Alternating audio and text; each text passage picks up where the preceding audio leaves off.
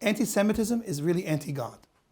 Now, I don't mean that every Jew is perfect, but the Torah and the divine revelation that the Jews were given and are responsible to follow themselves and also share with others is really God's. It's God's message to the world. It's God's way of life for the entire world. And so anti-Semitism is being anti-God. The fight right now against Jews is a fight against Hashem, is a fight against God. And Hitler himself said it, that the Jews are the conscience of the world. Many great historians and great people over the years have recognized the uniqueness of the Jewish people and their role. We are the people of the book, of God's book. Now, it's interesting, if you look at the three major religions out there, the two runner-ups to Judaism has taken our book, essentially, and built their religion off of our book. So clearly, the common denominator between these three religions, Christianity, Islam, and Judaism, is Judaism. Judaism is the base of all of it. So what's stopping these three religions from making peace is the students want to be the teachers.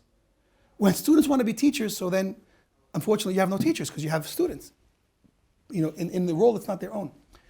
The Christians think they understand divine unity better than the Jews. The Christians think they understand the secrets of creation and all the deepest Kabbalah of how an infinite God created a finite world. They understand all of that enough to conclude that God had a world that he loved so much, so he killed his own son for that world. The whole thing makes no sense because you have teachers instead of students. You want to know the truth? The truth is this. Christianity was started by some Jews that were very deep thinkers. They knew Kabbalah, they knew deep mysticism, and in that, the depth of what they understood when they tried to impart that to other people, they got it messed up. They messed it up. They think that they taught them about a Trinity. No. They taught them about a concept called divine unity, which is rooted in Kabbalah, which you have to go to a true Kabbalist to understand, which Moshe understood, which the prophets of Israel understood, which the sages of Israel understood, and perhaps even Jesus understood on some level. But that's been perverted. And so Christianity today is a mistake. It's Kabbalah gone wrong.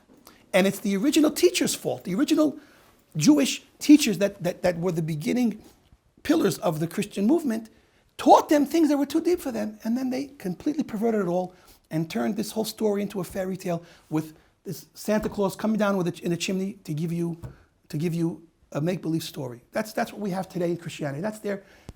So we want them to fix their ways. The world can't move forward until they do. And so instead of them trying to convert every Jew to believe in their nonsense, they should realize, you want God, you want truth, you want unity, you want peace in the world, accept your role.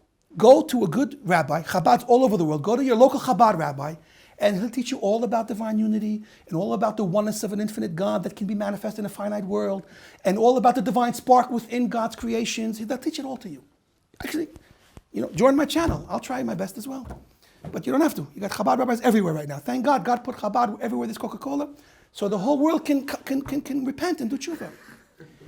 Islam, I'll tell the Islam. First of all, you got to get some of the radical ideas out of your head. You got to put the knives down, the guns down, the bombs down, put it all down, and recognize one thing. Yes, Ishmael and Yaakov were brothers, right? Now, you want to fight, so call it an eternal fight. You want one more piece of land, because without that you feel robbed. So obviously you're full of it, because the entire map, until you zoom in 25 times, is green. You have enough green. Let your brother Isaac have one little tiny blue dot, and we'll all get along. And we all believe in the same God. We believe both in the prophecy of Moses.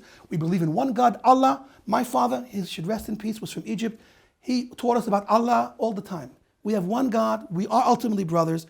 But if you got to stop hating, and you got to stop lying, and you got to stop trying to steal what's not yours, and we'll be able to live in peace. Give us one blue dot, and we have our peace. You already have belief in the right God. You want to learn more about the divine unity, like we spoke about the Christians? Come, we'll teach you too. Have a nice day, everybody.